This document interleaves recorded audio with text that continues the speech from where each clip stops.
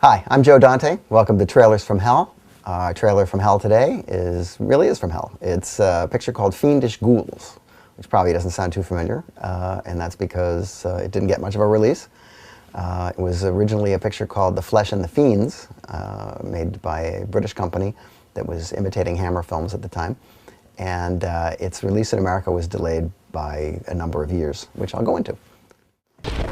So here we are in the graveyard, as we so often find ourselves in Trailers from Hell.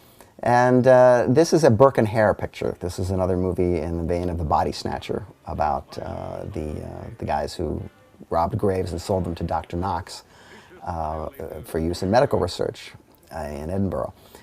This picture was made in 1960. It's originally titled The Flesh and the Fiends. It was directed by John Gilling. It's a pretty good picture. It was released in America originally under the title Mania, with the last 5 minutes cut off.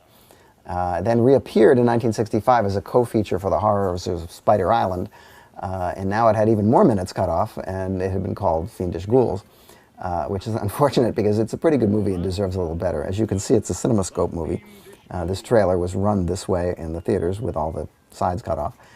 We have Donald Pleasance here, Billy Whitelaw, and Peter Cushing are the stars.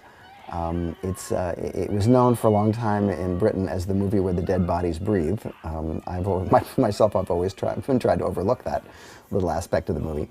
It's an extremely grim and depressing picture. The atmosphere is squalid, as it should be.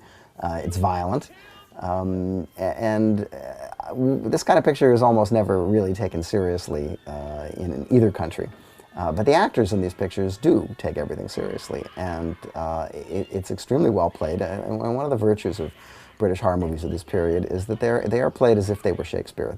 There's no winking and nodding, and there's none of that sort of campy, intentional quality that we used to find in American movies of this period.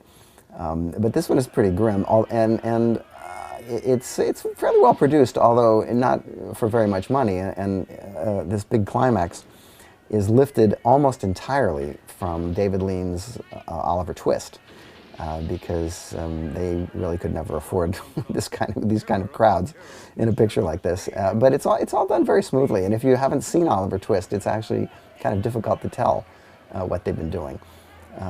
But the title is kind of a giveaway to the audience they were looking for, but it's really a more sophisticated picture than that.